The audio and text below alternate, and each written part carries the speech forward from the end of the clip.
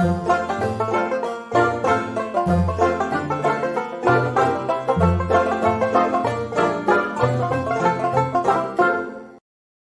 baik, selamat datang kembali lagi bersama saya dengan Kak Joko di channel Zona Ahli. Jangan lupa like, share, dan subscribe. Oke, nah di video kali ini kita akan membahas tentang soal fisika ya, ujian tulis UGM 2019 kode 924. Nah, jadi di sini nanti ada 20 soal yang saya kerjain.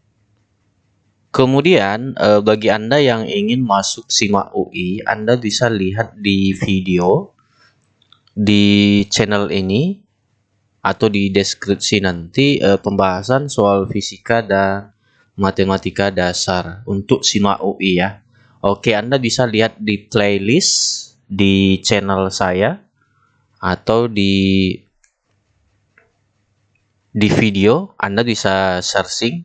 Di situ terdapat beberapa pembahasan soal SDMPTN, kemudian soal SIMAK UI baik itu fisika ataupun matematika. Oke, nah, oke langsung saja tidak berlama-lama ya. Oke, jadi nanti di sini kita akan membahas yaitu tentang pembahasan soal fisika ujian tulis ya. UGM 2019 kode 924. Oke, nah, baik. Jadi di sini bisa kita lihat nih ya. Katanya yang pertama, sebuah benda bergerak sepanjang garis lurus dengan kecepatan sebagai fungsi waktu diperlihatkan pada gambar. Di antara pernyataan-pernyataan berikut ini mana yang benar? Oke. Katanya A, tepat setelah T 5 sekon, arah gaya berlawanan dengan arah gerak. Oke. Jadi nanti di sini bagian A ini, jika kita lihat dari grafik ini, grafiknya ya, sudah saya perbesar. Jika kita lihat dari grafiknya setelah 5 sekon, ya, setelah 5 sekon, kecepatannya nanti menurun. Nah, kita lihat ya. Kecepatannya menurun, itu artinya maka arah gaya yang bekerja ya, yang bekerja berlawanan gitu. Ah, itu dia konsepnya. Kalau dia nanti kecepatannya menurun, itu artinya gaya yang bekerja itu berlawanan ya. Oke, kita lihat lagi nih option A. Tepat setelah T 5 sekon, arah gaya berlawanan dengan arah gerak. Ya, ini benar. Tapi coba kita cek bagian D. Bagaimana sih bagian D? Tepat setelah 5 sekon, kecepatan benda masih searah dengan kecepatan benda masih searah dengan. Nah, di sini nanti ya, kalau kecepatannya itu tetap sama, cuma di sini ada penulisan sebenarnya di sini, yaitu ini adalah percepatannya. Percepatan. Nah, percepatannya nanti di sini ya. Percepatannya nanti pada saat T 5 sekon, kecepatannya menurun nih ya. Menurun. Kemudian F-nya berlawanan. Kalau F-nya berlawanan, maka ini dia nanti diterlambat. Itu artinya nanti percepatannya berlawanan.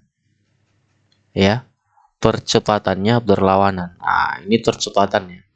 Nah, itu dia. Kemudian, kalau dia bagian C, benda mengalami perlambatan senilai. Oke, coba kita lihat. Kalau mencari perlambatannya nanti, itu langsung saja bisa kita lihat, dia diterlambat dari mana? Dari 5 ke 7 ya. Maka nanti kita buat VT dikurang V0 per T2 dikurang T1. Nah, dia sampai di sini, itu artinya kecepatannya nanti 0 dikurang 7 per berapa nih? Ayo. T-nya, T terakhir itu adalah 7, kemudian dikurang 2. Itu artinya minus 3,5 meter per sekon kuadrat gitu. Ya. Kemudian D, jarak yang ditempuh. Kalau jarak yang ditempuh dari 0 sampai 5 ambil aja luas segitiga. Ya, berarti setengah alas dikali tinggi. Tapi perhatikan, dia nanti alasnya dari sini ke sini. Kemudian tingginya dari sini ke sini. Nah, jadi kita buat setengah alas 5 kali berapa nih? Kali 7 ya. Berarti dia setengah dikali 35. Itu sekitar 17,5 meter. Itu jarak yang ditempuh. Kemudian percepatan benda, nah ini ada yang kurang nih ya. Nah, coba kita lihat. Percepatan benda mencapai, oke, di sini ada tulisannya nanti.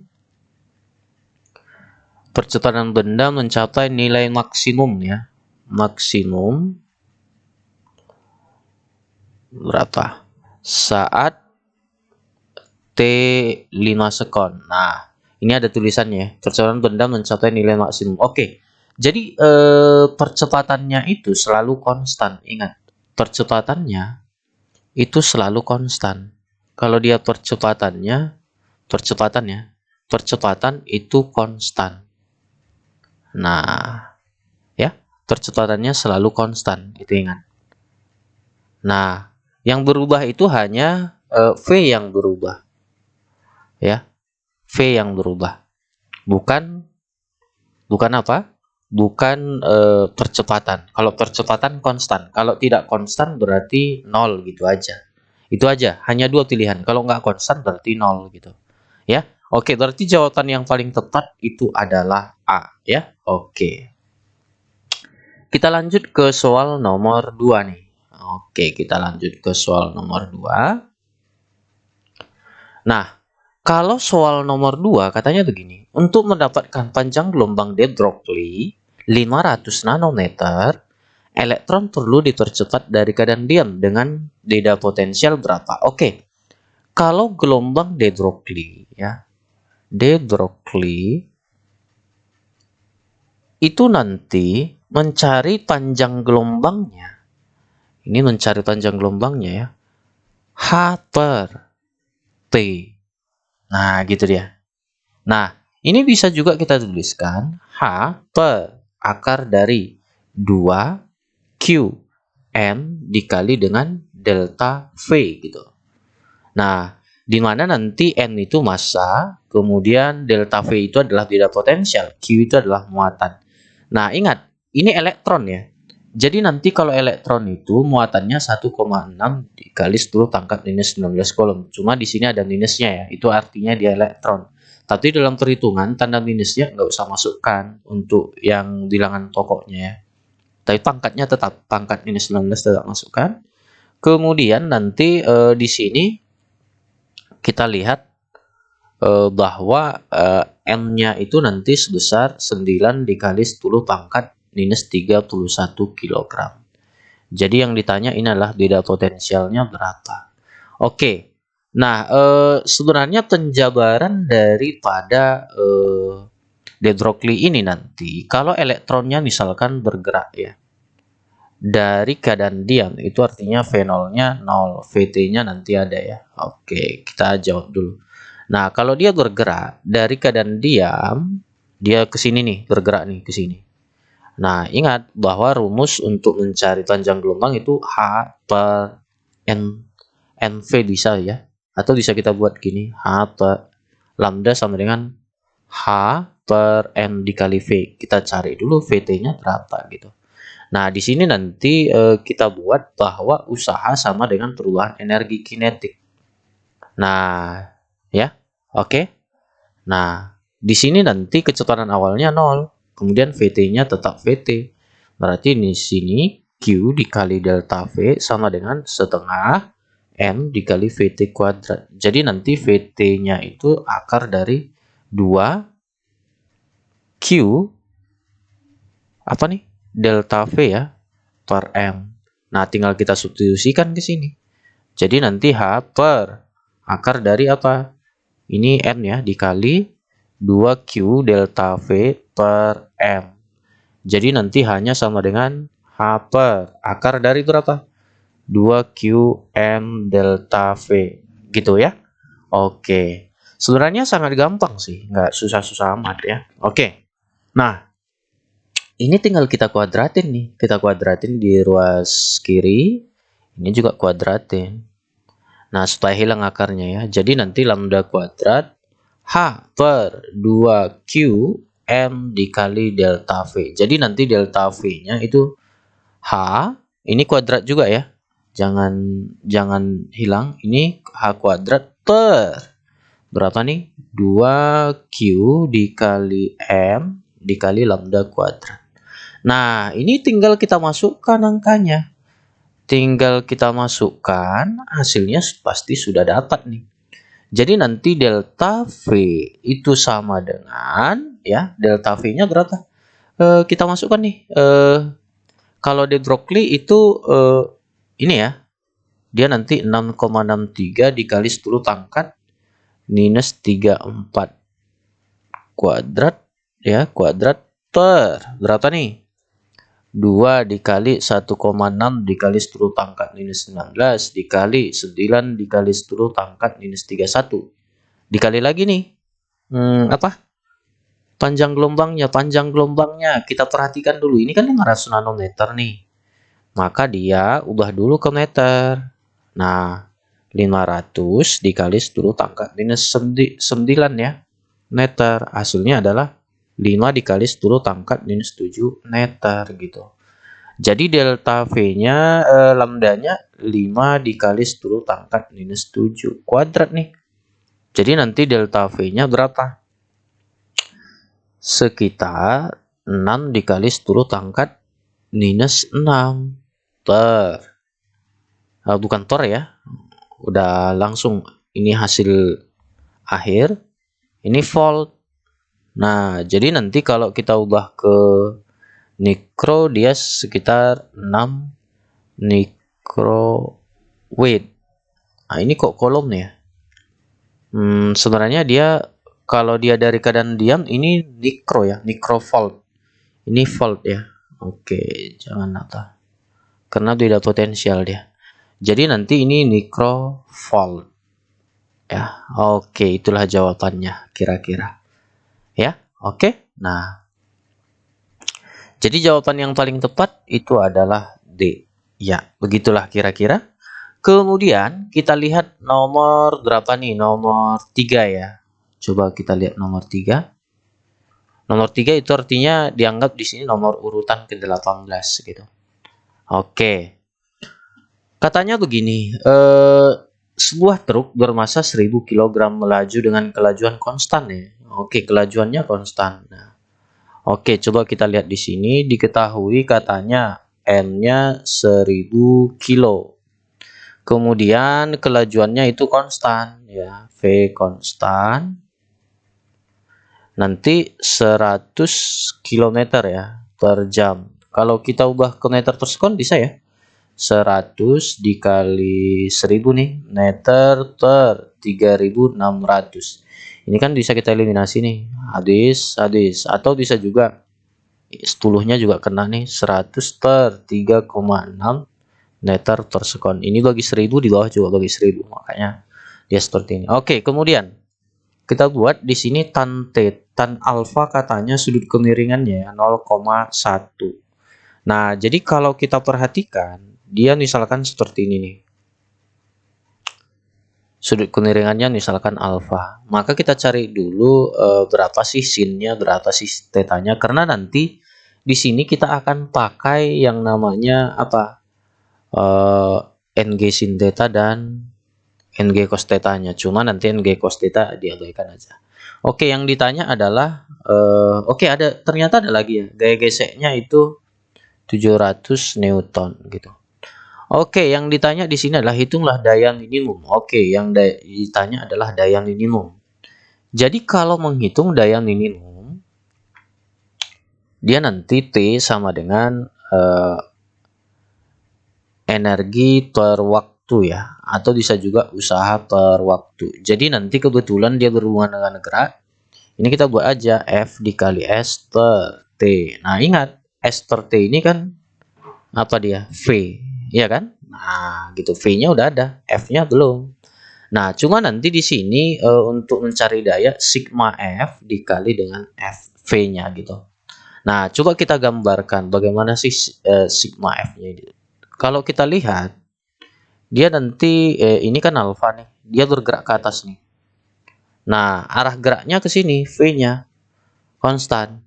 Tetapi kita lihat kalau nanti gaya geseknya itu berlawanan pasti. Nah, ini gaya geseknya. Kemudian di sini juga ada gaya bekerja ya.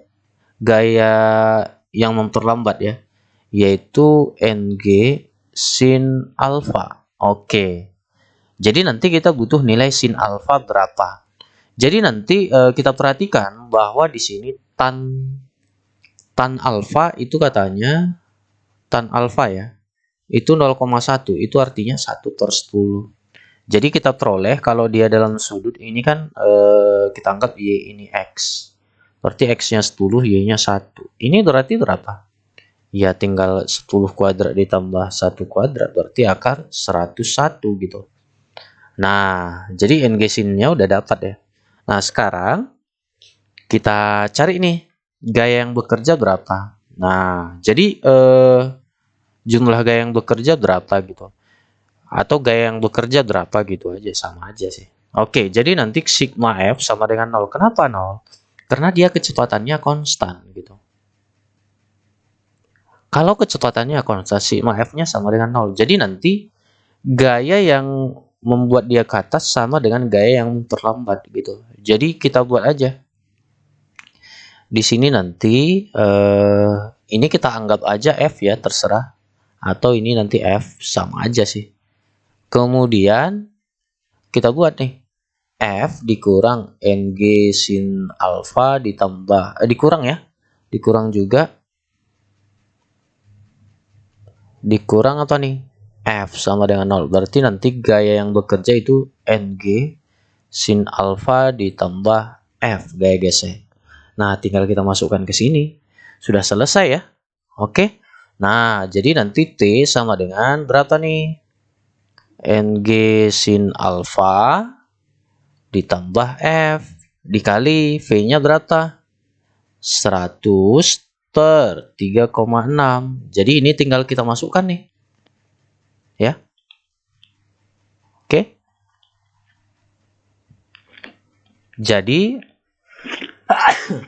oke, sorry ya. Tadi agak pilih. Oke, sekarang kita masukkan nilai M-nya. Berarti 1000 dikali 10 dikali sin alfanya berapa? Sin-nya berapa yuk? Berarti dari sini kita dapat sin alfa itu sama dengan 1/101 ya. Oke. Jadi nanti 1/101 ditambah 700 dikali 100/3,6. Jadi kita peroleh nih, T-nya itu sekitar berapa? Nah, ini kan 1000 nih, ya 101 itu kan kita anggap aja nilainya berapa? Kalau dia 101, ya anggap aja tetap 10 ya. Akar dari 101 ya. Akar 101. Coba kita hitung. Kalau dia akar 101 berarti 101 ya. Dia nanti 10,04 gitu ya. Oke, itu kita anggap aja 10 ya. Jadi nanti ini 1000 dikali 10 ya, dikali 10/10 ditambah 700. Nah, dikali nanti berapa nih? 100/3,6. Dia nanti hasilnya berapa? Sekitar 4722 ya. 22 berarti 22 watt. Berapa nih? 47.222 watt.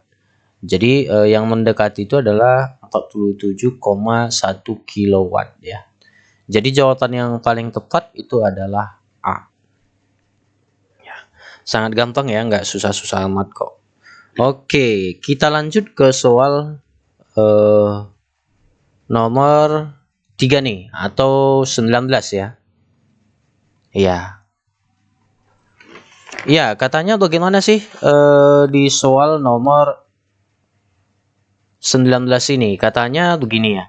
Dua pegas identik. Jika terpasang paralel dibutuhkan usaha sebesar W untuk menarik pegas supaya bertambah. Oke. Di sini diketahui delta X-nya yang pertama itu adalah X. Kemudian butuh usaha W1-nya W. Kemudian ini disusun paralel, ada dua yang sejenis disusun paralel. Jadi kalau dia paralel, ya udah K ditambah K gitu aja sama dengan 2K. Kemudian keduanya dipasang seri. Nah, kalau dia dipasang seri, ya udah cari dulu K serinya berapa. Berarti K per 2 gitu aja. Kalau dia sejenis ya. Sebenarnya rumusnya kan gini, 1 per K seri ditambah 1 per K ditambah 1 per K. Ini hasilnya 2 per K. Jadi nanti cungkir balikkan, jadi K seri sama dengan K per 2 gitu ya. Oke, inilah dia konstanta untuk yang pertama, ini konstanta untuk yang kedua ya. Oke, ini kita anggap aja K2. Ini kita anggap aja sebagai K1 ya. Oke, apanya kita hapus? Di sini tandanya. Ini tetap K seri. Ini kita buat aja. Oke. Ya, K seri. Berarti K seri itu kita anggap K2. Oke, kemudian katanya berapakah usaha yang dibutuhkan pegas yang tersusun seri tersebut agar pegas tertekan? Oke, berarti delta X2-nya sama juga dengan X. Yang ditanya itu adalah usaha kedua berapa gitu. Nah, untuk menjawab soal seperti ini, kita harus pintar-pintar aja sih. Jadi nanti mencari usaha itu rumusnya apa? Setengah apa nih? Setengah K delta X kuadrat. Nah, tinggal kita bandingkan aja ya. Tinggal kita bandingkan, berarti nanti W1 per W2 sama dengan setengah K1 dikali delta X1 kuadrat ya, per setengah K2 dikali delta X2 kuadrat. Jadi ini coretkan. Kemudian delta X-nya katanya sama gitu. Ini W ya. Ini W2. Ini K1-nya berapa? Ya 2K. Kalau ini setengah K. Kalau ini X kuadrat. Ini juga X kuadrat. Ya udah, kita eliminasi aja yang sejenis. Oke, habis. K-nya juga habis. Nah, tinggal ke sini nih. W per W2 sama dengan. Naikkan ke atas. 4 ya. Berarti W2 sama dengan 1/4 W. Inilah jawabnya. Jadi jawabnya adalah A ya. Oke. Jadi W per 4 atau 1/4 W sama aja. Iya, itulah soal nomor 19. Ternyata soal UGN ini lebih gampang ya daripada soal SIMA UI ya. Nah, tapi walaupun gampang tetapi dia harus menggunakan konsep juga. Nggak boleh asal-asalan juga ya. Oke. Jadi rumus dasar dari fisika aja kamu udah tahu, udah gampang sebenarnya. Oke, kita lanjut ke soal nomor 5 ya. Jadi kita lihat, tinjau suatu benda memiliki massa jenis Rho. Oke, diketahui di sini katanya massa jenis benda itu Rho0. Jika benda tersebut dimasukkan ke dalam fluida, maka sebanyak, volume yang tercelup 3/4 dari volume benda. Hitunglah massa jenis fluida katanya. Oke, yang ditanya adalah massa jenis fluida atau zat cair gitu. Jadi kalau dia terapung, masih terapung, nanti berat benda itu sama dengan gaya ke atas. Jadi di sini berat benda rumusnya massa benda dikali dengan G. Kemudian ini rho C dikali dengan volume tercelup dikali dengan G. Ini matikan aja. Jadi nanti volume benda dikali massa jenis benda sama dengan massa jenis zat cair dikali volume yang tercelup. Nah, jadi nanti di sini volume benda dikali Rho0 karena tadi rho benda itu adalah Rho0. Kemudian di sini rho C dikali VC ya. VC-nya berapa nih? VC-nya itu adalah 3/4 ya. 3/4 VD. Nah, coretkan aja. Jadi rho C-nya berapa? Tinggal balikkan. 4 dikali Rho0 per 3. Ya udah selesai. Jadi jawabannya adalah E gitu. Ya. Nah, ternyata gampang, tidak susah-susah amat gitu. Ternyata fisika kalian nanti udah bisa dong, udah bisa menjawab semua nih. Oke, tapi ya tetap semangat ya, tetap ya menjawabnya dengan semaksimal mungkin gitu ya. Oke. Eh, bisa kalian merasa gampang, cuma jangan sepele gitu aja ya. Oke. Nah, ya. Kita lanjut nih ke soal berikutnya. 21 ya. 21. Ya, jadi 21 ini kita anggap sebagai nomor 6. Oke. Sebuah gelombang transversal menjalar dengan laju ya, dengan laju V pada sebuah tali yang memiliki tegangan tali T. Berapakah tegangan tali? Oke, jadi kita diketahui katanya di sini F1 gitu kita anggap T. Kemudian kecepatannya V1-nya itu V. Berapakah tegangan tali yang diperlukan agar gelombang menjalar? Oke, berarti V2-nya itu adalah 2V/3. Yang ditanya adalah tegangan tali kedua gitu. Nah, untuk menjawab soal ini sebenarnya gampang juga, tidak susah-susah amat ya.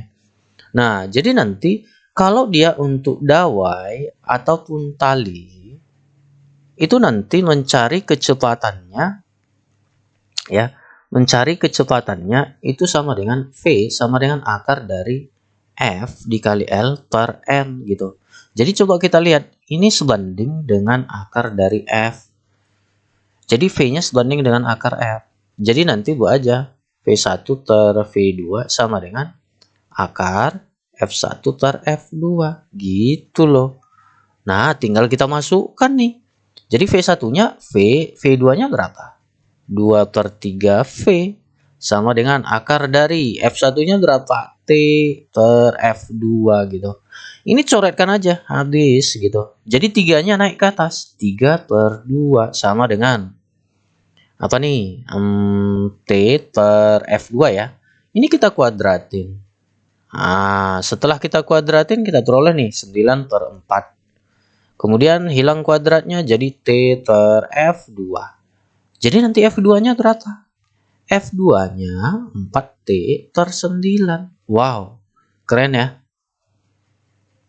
Jawabannya E gitu. Iya, ini gampang. Jadi dia biasanya kan siswa-siswa gitu ketika melihat soal dia setelah dilihat soalnya belum dibaca nih. Oh, udah muak dia, itu bakalan nggak bisa lagi menjawab pasti. Tapi kalau kita perhatikan pelan-pelan, kita buat tali. Kalau tali kecepatannya gimana? Atau dawai gitu. Kesamaan dawai atau tali di mana gitu. Ya. Oke, jadi saya rasa ini gampang ya. Berarti jawabannya E gitu ya. Oke, kita lanjut ke soal berikutnya. Oke, 22 nih. Atau kita anggap nomor 7 ya. Oke, 22. Katanya sebuah silinder berpiston berisi gas ideal yang volumenya katanya. Oke, di sini diketahui V1-nya itu 2 meter kubik ya. Tekanannya oke, T1 itu 10⁻5 Pascal nih. Kemudian suhunya 300 Kelvin. Ya, 300 Kelvin ya. Silinder itu kemudian disentuhkan pada tandon kalor yang suhunya dijaga tetap pada. Oke, suhunya dijaga tetap ya. 900 Kelvin. Gas menjalani ekspansi pada tekanan tetap. Oke, berarti ini kita buat gas menjalani ekspansi ya. Ekspansinya itu katanya tekanan tetap. Berarti nanti T2-nya T1, T2 ya. Kemudian gas menjalani ekspansi tekanan tetap sehingga suhunya menjadi. Berarti T2-nya ini 900 Kelvin ya. Iya. Oke, disentuhkan dengan tandon ya yang suhunya dijaga tetap. Gas menjalani ekspansi pada tekanan tetap sehingga suhunya menjadi T2-nya 900 K. Jika perubahan energi internal gas adalah, oke, delta U-nya katanya berapa nih? 6 dikali 10⁻5 Joule. Yang ditanya adalah berapa kalori yang diserap. Yang ditanya adalah berapa sih kalori yang diserap. Oke. Kalau dia mencari kalori yang diserap, itu nanti Q sama dengan delta U ditambah usaha. Sekarang kita cari dulu usahanya. Mencari usaha itu dirumuskan dengan T V2 dikurang V1 ya. Nah, ini T-nya kita pakai T1 atau T2, tetapi volumenya kita cari dulu. Kalau dia pada tekanan tetap, cari dulu apanya nih? Volume yang kedua gitu. Jadi nanti kalau dia tekanan tetap rumusnya V1 per T1, V2 per T2. V1-nya berapa? 2 ya. Per T1-nya 300. V2 per 900. Ini coretkan aja habis. Nah, ini sisa 3 ya. Oke, ini 1 berarti ini 3. 3 kali 2 berarti V2-nya adalah 6 meter kubik gitu. Oke, sekarang kita lanjut nih. Q-nya udah setelah V2 sama dengan 6 meter kubik. Kemudian ya kita cari nih Q-nya sama dengan delta U ya ditambah T V2 dikurang V1 nih. Kita lanjut. Ini 6 dikali 10 pangkat 5 ditambah. Ini 10 pangkat 5 ya. Dikali. V2-nya berapa? 6. V1-nya berapa?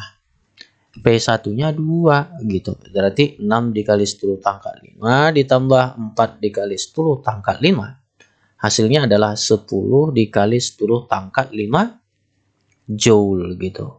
Wow, sangat gampang ya. Tidak susah-susah amat gitu. Ternyata gampang. Oke. Bisa ya? Oke. Kita lanjut ke soal berikutnya. Oh, sorry. Ini jawabannya apa ya kan? Jawabannya E ya. Oke. Jawabannya E ya. Biar jangan kelupaan nanti. Oke, kita lanjut ke soal berikutnya nih. Nomor 8 atau 23 ya. Ya, coba kita lihat nih. Sebuah sel surya memiliki efisiensi zeta ya. Oke, berarti nanti efisiensinya zeta nih. Luas panelnya itu katanya berapa? 40 cm kuadrat atau 40 dikali 10 pangkat minus 4 meter kuadrat. Dan panel tersebut menerima sinar matahari dengan intensitas. Intensitasnya berapa? 10 pangkat 3 watt per meter kuadrat. Sel tersebut menghasilkan arusnya katanya berapa? I-nya ya. I-nya 0,4 ampere. Apa bedanya intensitas dan I? Nanti dari satuannya kita bedakan ya. Nah, gitu. Dengan tegangan, oke, tegangannya katanya V-nya berapa nih? Bisa delta V atau V aja ya. Dengan tegangan katanya berapa nih? Tegangannya berapa? V aja kita buat ya. 2 volt. Berapakah efisiensinya? Yang ditanya adalah efisiensinya berapa gitu. Nah, untuk menjawab soalnya ini kita lihat kalau dia berhubungan dengan sel surya, maka nanti itu pasti nanti yang diubah adalah energi dari sinar matahari menjadi energi listrik ya. Jadi nanti di sini daya listrik itu sama dengan efisiensi daya daripada apa? Sel surya gitu. Ya. Nah, itu dia. Jadi sel surya ini berhubungan dengan cahaya atau foton ya. Cahaya atau foton gitu. Foton kan cahaya gitu. Kemudian di sini kita lihat nih. Energi listrik rumusnya V dikali I. Berarti efisiensi dikali nih. Kalau daya itu berdasarkan dari apa ya? Radiasi benda hitam pada persamaan Planck ya, bisa. Jadi nanti kalau radiasi benda hitam dia nanti untuk mencari dayanya itu sama dengan intensitas dikali dengan A. Jadi nanti ini I dikali dengan A, kemudian efisiensinya kita peroleh V dikali I per I dikali A. Ya. Oke, jadi nanti di sini I-nya adalah arus ya. Bukan intensitas, tetapi kalau di sini dia intensitas. Jadi nanti V-nya berapa? V-nya 2 dikali 0,4 per berapa? I-nya berapa? Intensitasnya 10 pangkat 3 dikali 40 dikali 10 pangkat minus 4 nih. Ya kan? Oke. Kita lanjut. Maka hasilnya nanti ini 0,8 per berapa? Per 4 ya. Hasilnya nanti 0,2. Jadi kalau kita ubah ke persen, tinggal kali 100% aja. 0,2 dikali 100%. Berarti dia 20% gitu. Jadi jawabannya itu adalah D. Sangat gampang ya. Oke. Jadi D dia jawabannya. Ya. Kita lanjut nih ke soal nomor 19-nya, yaitu 24 ya. Oke. Kita perhatikan dulu nomor 24. Katanya bagaimana sih nomor 24 ini? Katanya perhatikan wilayah tertutup dalam ruang yang dibatasi oleh suatu permukaan tertutup. Jika garis-garis gaya medan listrik yang menembus masuk permukaan itu sama dengan yang menembus keluar, maka jadi kalau ada misalkan suatu permukaan ya tertutup ya. Tertutup berarti tidak disebutkan ada muatan di sini ya. Nah, jadi nanti kita perhatikan dia. Nanti ada medan magnet yang masuk. Garis gaya bukan medan magnet ya. Ada garis gaya listrik yang masuk sama dengan yang keluar katanya. Nah, maka di sini nanti itu medan listriknya adalah tetap tidak berubah. Karena nanti dia nanti medan listriknya sama yang masuk dan yang keluar gitu. Jadi dia konstan ya. Berarti tetap gitu ya. Oke, tidak ada yang berubah. Berarti nanti di sini kuat medan listrik pada permukaan itu 0. Salah ya. Kuat medan listrik pada permukaan itu tetap D ya. Oke. Jadi kalau C katanya potensial listrik pada permukaan itu 0, ini tidak bisa kita tentukan karena kenapa? Di sini tidak disebutkan ada muatan atau tidak. Kemudian jadi yang berhubungan dengan potensial itu tidak bisa ditentukan ya. Oke. Nah, kemudian jarak D-nya juga tidak diketahui bahwa kalau mencari medan listrik itu kan hubungannya dengan apa? Beda potensial kan dia V per T. Nah, D-nya nggak dikasih tahu nih. Jadi nggak bisa kita tentukan ya. Oke, jadi jawaban yang paling cocok itu adalah D. Kuat medan listrik pada permukaan itu adalah tetap. Karena yang dibahas di sini adalah garis-garis gaya medan listrik ya. Oke, kita lanjut ke soal berikutnya.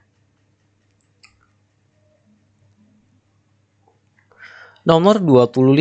Katanya bagaimana sih nomor 25 ini? Ya, katanya begini. Dalam sebuah awan mendung, bagian atas awan bermuatan positif dan bagian bawahnya bermuatan negatif. Karena induksi oleh muatan bumi, bagian atas awan bisa bermuatan 40 kolom, sedangkan bagian bawah bermuatan minus 40 kolom. Bila muatan-muatan itu terpisah sejauh 2 km, berapakah gaya elektrostatik antara keduanya? Oke, katanya dikasih tahu di sini kita buat Q1-nya berapa? Q1-nya adalah 40 mikrokolom ya. Berarti di sini 40 dikali 10 pangkat minus 6 kolom atau 40 dikali 10 ya, 10. Kita buat aja langsung jadi 4 ya. 4 dikali 10 pangkat minus 5 kolom. Kemudian Q2-nya itu adalah minus ya. Minus 40 mikrokolom. Berarti ini langsung aja kita samakan ya. Minus 4 dikali 10 pangkat minus 5 kolom. Kemudian R-nya katanya jaraknya ya. Jarak kedua ini muatan katanya berapa?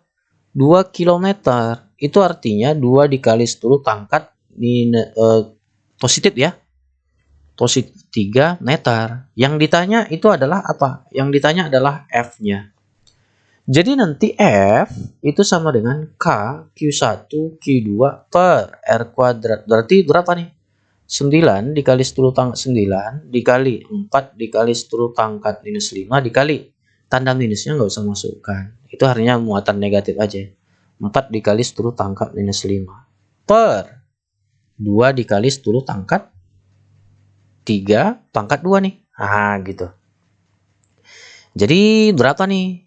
Iya kan? Jadi bisa kita buat 9 kali 4 kali 4 lagi ya, dikali 10 pangkat minus 1 per 4 dikali 10 pangkat 6. Jadi kita peroleh nih berapa? Ini habis ya. Berarti nanti 36 dikali 10 pangkat minus 7. Atau 3,6. Oke, 3,6 dikali 10 pangkat minus berapa nih? Minus 6 ya. Iya, minus 6 dia. Bukan minus 8 ya. Coba kita lihat lagi nih. Ini minus 6. Ini iya minus. Iya, ya pas. Jadi dia minus 6. Berarti ini sebenarnya minus semua ini ya pangkatnya. Jadi salah ketik aja. Ini minus semua ya. Jadi yang berhubungan dengan apa dia nanti jawabannya itu adalah C ya. 3,6 dikali 10 pangkat minus 6 apa? Newton gitu. Jadi kalian harus agak paham juga nih tentang soal. Terkadang ada beberapa soal salah ketik dia.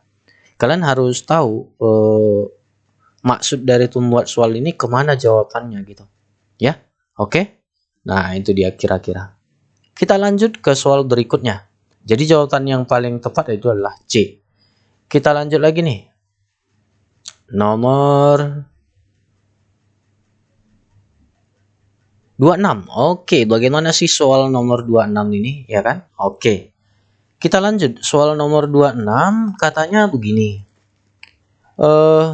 Dua buah bola masing-masing bermassa 1 gram ya. Oke, diketahui katanya. N1, N2 itu katanya berapa? 1 gram gitu. Diberi muatan yang sama besar lalu diletakkan sejauh berapa? Sejauh 3 meter nih. Sejauh 3 cm ya. Arti R-nya 3 cm atau 3 dikali 10 pangkat minus 3. Kemudian di sini diletakkan sejauh 3 cm dengan yang lain. Ketika dilepaskan masing-masing bola mengalami percepatan.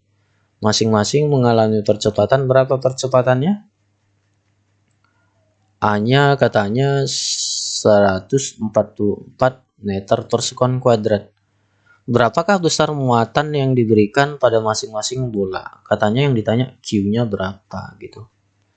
Nah, jadi untuk menjawab ini nanti F kolom sama dengan F pemercepat benda itu gitu. Nah, F kita buat aja translasi ya. Kemudian ini nanti K, Q1, Q2 per R kuadrat sama dengan N dikali A. Ya. Nah, gitu dia. Bisa? Kemudian N-nya nanti berapa di sini? Ya kan? Oke, N-nya kita tinjau aja satu aja nanti. Kemudian kita lanjut lagi nih. Kita lanjut.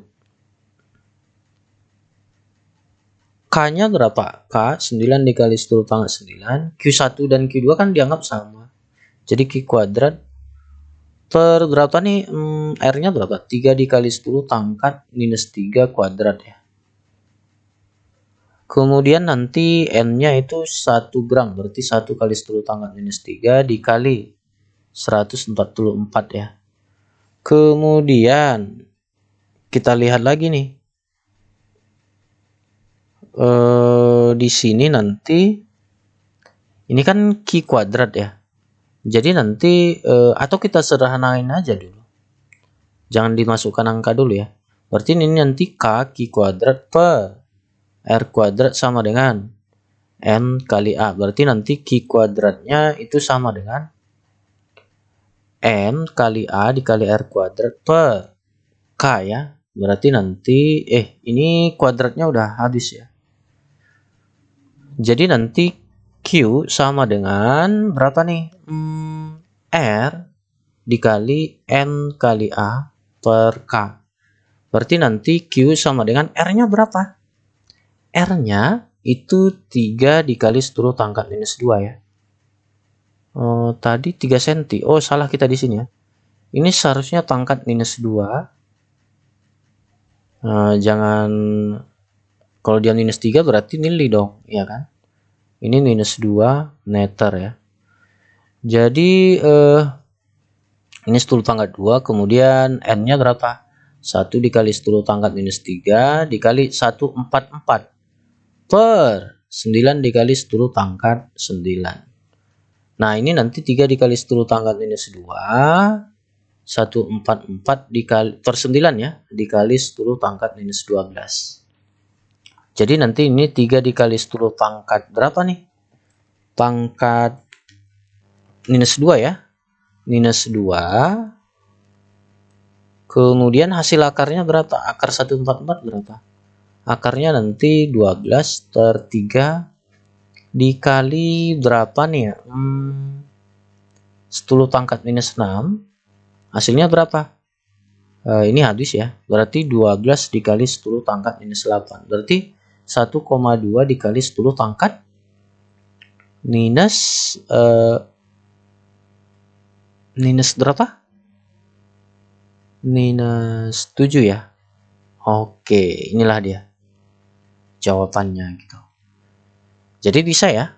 Jawabannya itu adalah D ya. Oke. Tadi kalau gini kita buat, kita harus main akar-akar lagi nih. Kalau misalkan dia seperti ini, sama aja sih jawabannya nanti ya, nggak susah. Oke, kita lanjut nih ke soal berikutnya.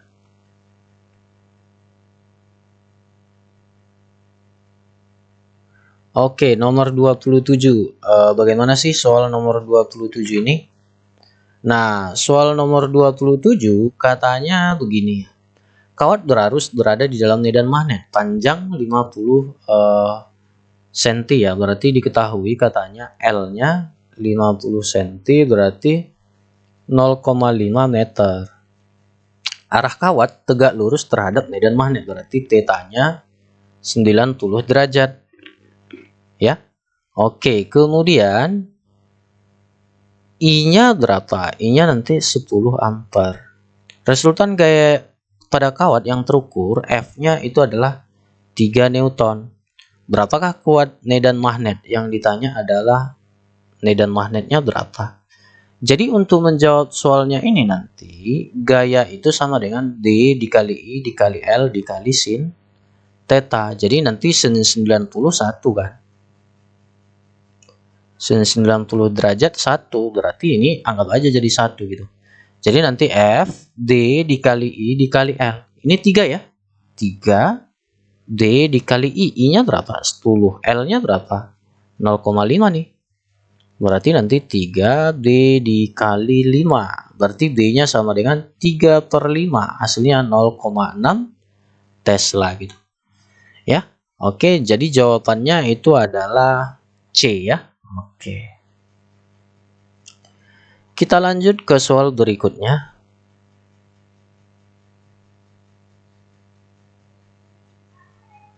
Oke, 28. Coba kita lihat.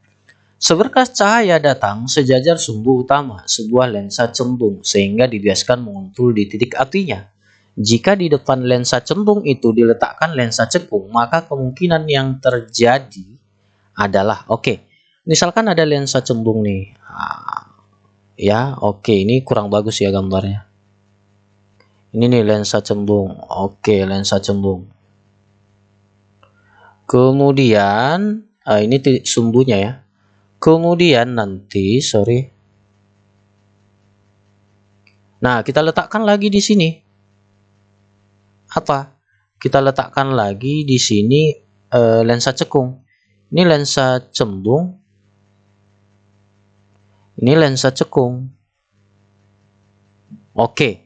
Sekarang katanya ada sinar yang masuk nih. Ada sinar yang masuk. Kemudian nanti akan dikumpulkan menuju titik fokusnya gitu. Dia ke sini, set. Dia nanti set gitu ya. Ngumpul dia. Jadi ini ngumpul.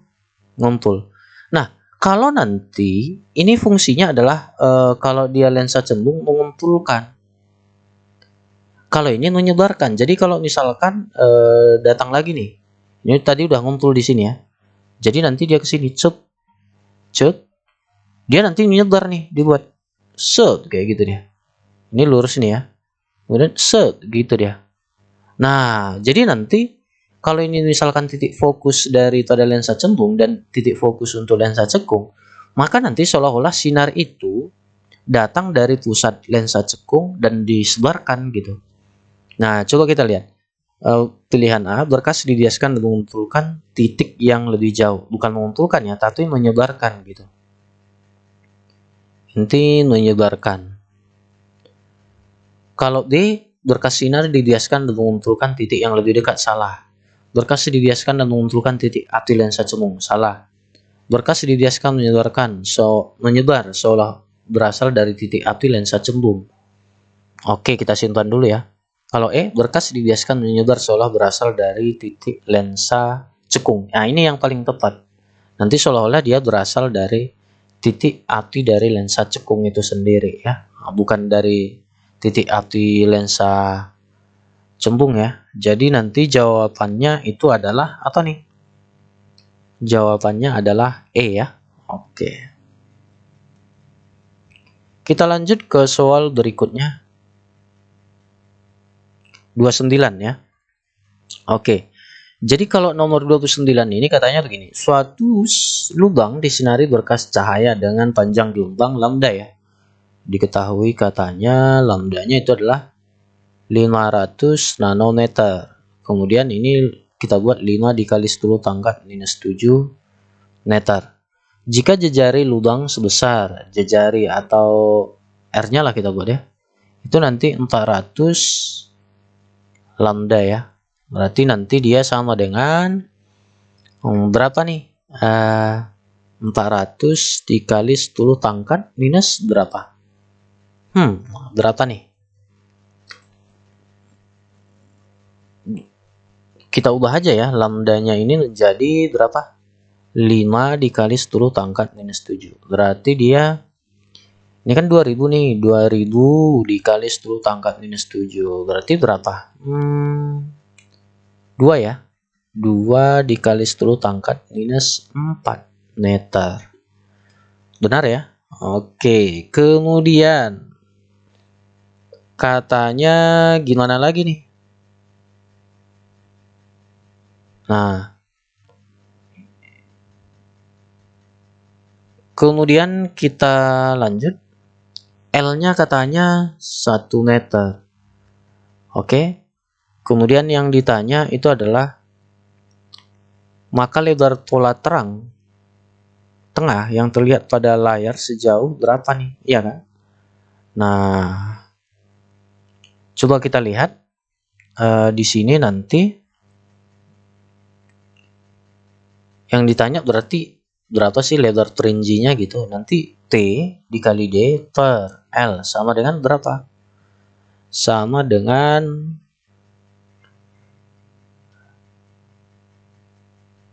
2 ya. N dikali lambda. Berarti nanti lebar celahnya berapa kira-kira ini? Tadi jari-jarinya jika jejari lubang ya. Jejari lubang. Suatu lubang disinari berkas cahaya dengan panjang gelombang 500 nanometer jika jejari lubang sebesar berapa nih ya? Jadi nanti kita lihat dulu. Ini katanya jejari ya. Kita anggap aja R ya. Berarti ini kita anggap aja juga D gitu. Oke. Jadi nanti kalau dia yang ditanya adalah maka lebar pola terang tengah terlihat pada layar sejauh terang tengah. Itu artinya seolah-olah nanti gambarannya seperti ini. Ini terang pusat berarti ya. Terang tengah. Jadi nanti dia seperti ini. Wait ya. Dia seperti ini ya.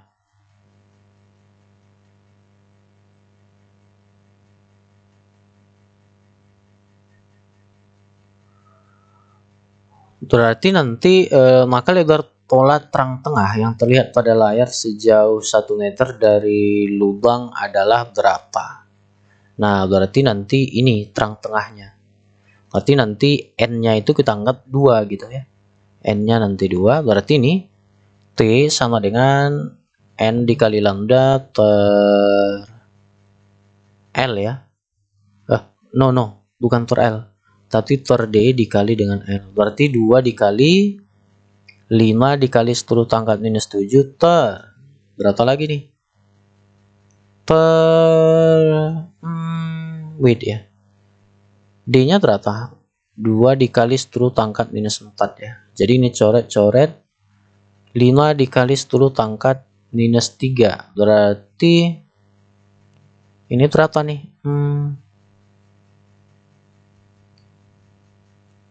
0,5 ya. 0,5 mm gitu.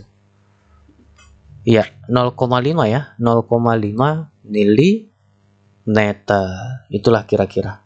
Jadi jawabannya adalah A gitu ya. Oke. Kita lanjut ke soal berikutnya.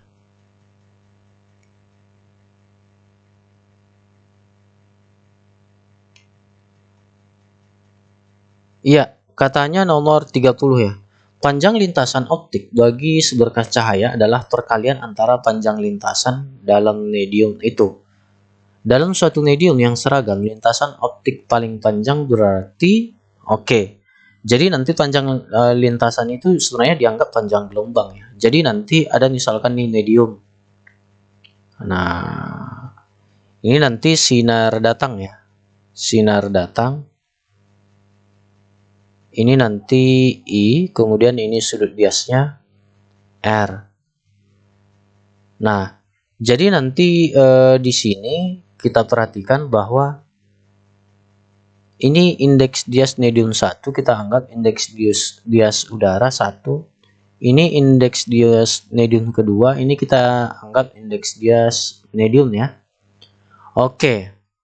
Jadi nanti di sini panjang gelombang yang pertama, ini panjang gelombang yang kedua. Jadi kita lihat nih.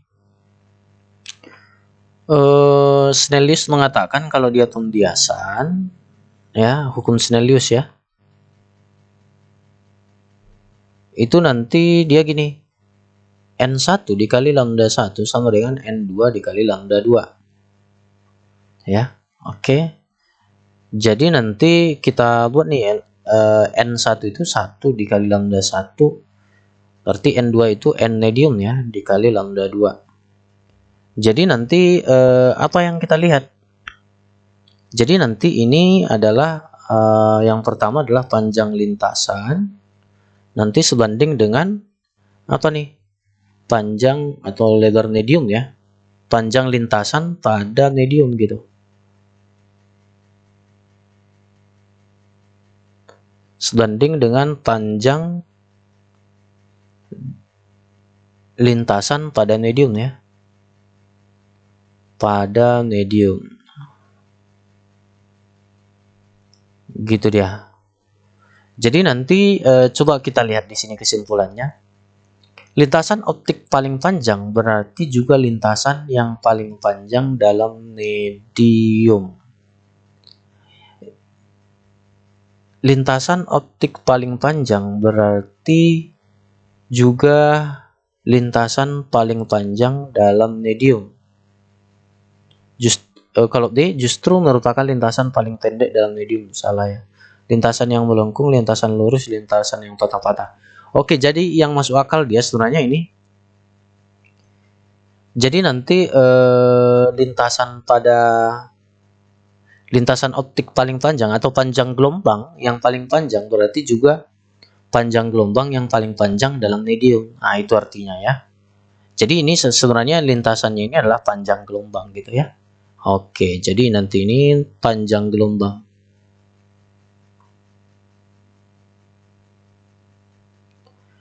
Jadi kalau kita ubah dia nanti panjang gelombang optik paling panjang berarti juga panjang gelombang yang paling panjang dalam medium. Ya, ini yang benar ya.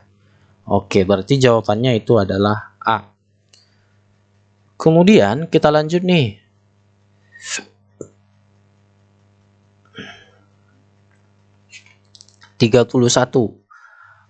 Untuk melihat sebuah benda yang terletak di suatu tempat, lensa mata harus berakomodasi maksimum. Dalam keadaan tanpa akomodasi, bayangan benda itu ya.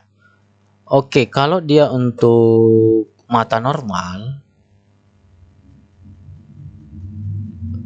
baik berakomodasi atau tidak, nanti bayangan kita akan jatuh di tepat di retina ya. Ini misalkan retina, baik berakomodasi ataupun tidak, itu nanti misalkan ada sebuah benda nih. Bendanya kita lihat di sini ada sebuah pohon. Kalau kita lihat nanti, itu kalau dia mata normal ya, dia nanti harus tepat di retina gitu, jatuhnya, bayangannya. Jadi nanti kalau dia tepat di retina, nanti bayangannya itu adalah nyata, terbalik, kemudian apa nih? Terbalik, diperkecil ya. Nah, gitu dia. Nyata, terbalik, diperkecil gitu. Kalau tepat di retina. Nah, jadi coba kita lihat pilihannya berada di belakang retina, salah. Ini jadi bukan mata normal lagi ya. Dan ini baik dia berakomodasi ataupun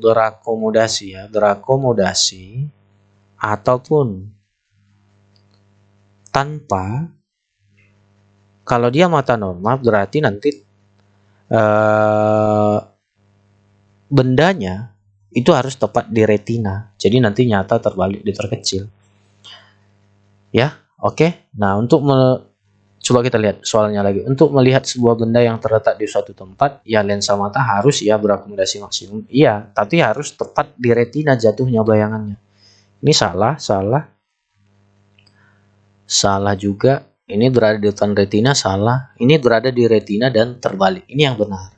Ya, jawabannya itu adalah E, gitu ya. Oke, kita lanjut lagi nih ke soal berikutnya. Oke, katanya begini, seorang pengamat bergerak dengan kecepatan ya 0, oke, diketahui katanya V-nya itu 0,6 C.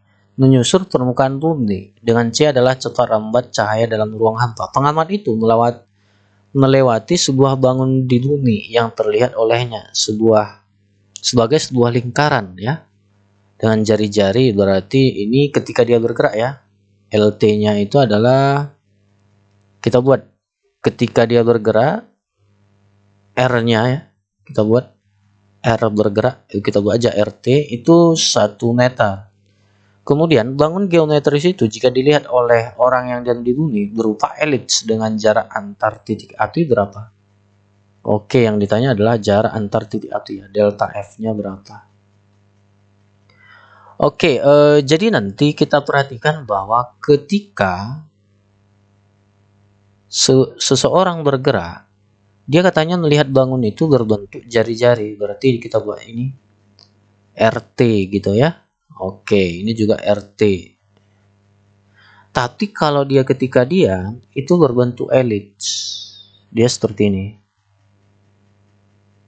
Nah, ini nanti R tetap. Nah, kalau elips dia nanti kita buat aja ini RT tetap ya. Kalau ini nanti jari-jarinya 1 gitu. Nah, berarti ini ketika bergerak. Ketika bergerak, R-nya katanya 1 ya. Nah, ini kita buat RT. Nah, ketika diam, R0-nya berapa? Kita cari dulu R0-nya. Nah, jadi mencari R0-nya, dia gini aja. RT sama dengan R0 dikali gamma. Atau RT sama dengan R0 dikali akar 1 dikurang V kuadrat per C kuadrat. Kalau nanti kecepatannya 0,6 berarti gammanya 0,8. Nah, iya. Oke, berarti ini 1 R0 dikali 0,8. Berarti nanti R0 sama dengan berapa nih? 1 per 0,8 berarti 1,25 meter. Oke. Nah, jadi R0-nya kita udah dapat. Dia berapa? Ini dia. Nah, kenapa yang berubah hanya searah sumbu X? Karena dia bergerak searah sumbu X aja kita buat. Kita misalkan gitu ya. Oke. Nah,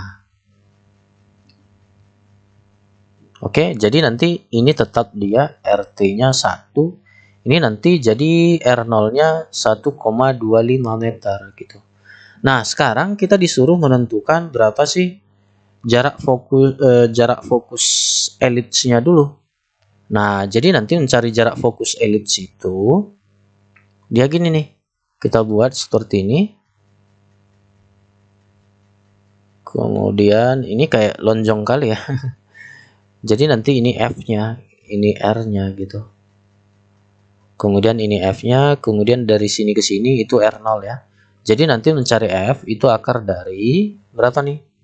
R0 kuadrat dikurang RT kuadrat. Berarti nanti 1,25 kuadrat dikurang berapa? 1 kuadrat. Berarti berapa nih ya? 1,25. Berarti langsung aja ya saya langsung aja ya saya dapatkan hasilnya. Ini nanti 1,25 kuadrat kalau dikurang 1 nanti langsung aja kita buat. Ini hasilnya 0,75 ya meter. Jadi nanti jarak antar fokusnya atau titik apinya kita buat tadi, jarak fokusnya udah dapat ya. Jarak antar titik apinya 2 aja, 2F. Berarti 2 dikali 0,75. Hasilnya berapa? 1,5 meter gitu ya. Oke, itu kira-kira. Kita lanjut ke soal berikutnya. Ya, oke, katanya begini. Hasil eksperimen efek Compton itu sebenarnya efek Compton ini dia gini. Efek Compton itu nanti bila ada sebuah apa nih ya? Ada seberkas sinar menumbuk suatu elektron ya atau muatan, nanti di sini ini misalkan kita buat panjang gelombang awal nih. Nanti itu akan terjadi tumbukan. Jadi nanti gelombangnya dia ke sini AT setelah terjadi tumbukan. Sedangkan apa nih? Elektronnya nanti ke sini ataupun muatan negatifnya. Ini misalkan kita anggap negatif ya.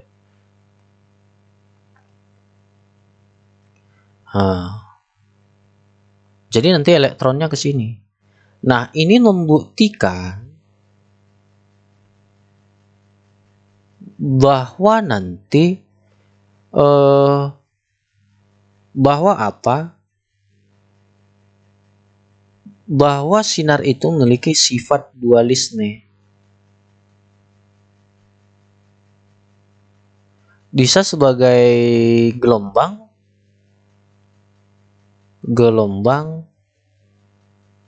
atau partikel. Tapi pada percobaan efek Compton itu membuktikan bahwa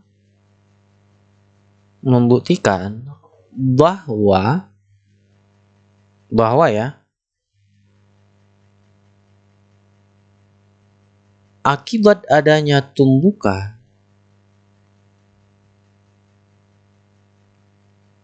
tumbukan ataupun hamburan ya, hamburan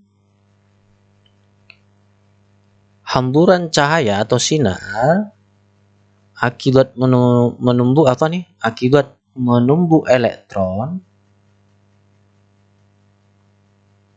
membuktikan bahwa cahaya sebagai partikel.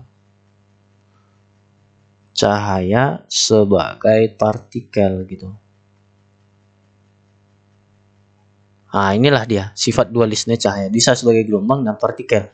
Nah, pada kejadian efek Compton dia sebagai partikel karena dapat menumbuk elektron gitu ya. Oke. Jadi jawabannya di sini adalah kita lihat mendukung pandangan bahwa cahaya adalah partikel. Ya, ini masuk akal. Kita buat dulu ya. Kita cek lagi. Kalau dia mendukung pandangan bahwa cahaya adalah gelombang, kurang tepat ya pada percobaannya. Kemudian memperlihatkan bahwa cahaya tidak memiliki momentum. Salah ya. Ini seharusnya memiliki momentum karena dia menumbuk atau dianggap sebagai partikel. Ini salah. Intensitas cahaya terkait dengan amplitudo tidak berhubungan sekali. Frekuensi cahaya berkaitan dengan intensitas tidak berhubungan. Berarti jawaban yang paling tepat itu adalah A, mendukung pandangan bahwa cahaya adalah partikel ya. Oke. Kita lanjut lagi nih ke soal. Oke, nomor 34. Katanya begini, foton dari cahaya A mempunyai energi 2 kali dari energi foton dari cahaya D. Perbandingan antara momentum foton cahaya A dan momentum foton cahaya D adalah ini maksudnya apa ya? Perbandingan TA per TD-nya ini maksudnya ya. Biar jangan bingung nanti kita. Ini seharusnya TA per TD ya. Oke. Gitu. Ya, jadi kita lanjut nih ya. Katanya dikasih tahu energi A sama dengan 2 kali energi D ya. 2 kali energi D. Oke, ini diketahui. Yang ditanya itu adalah perbandingan momentum A terhadap momentum D. Berarti nanti kalau dia perbandingan momentum, buat aja H per T. Berarti T-nya nanti H per lambda gitu ya.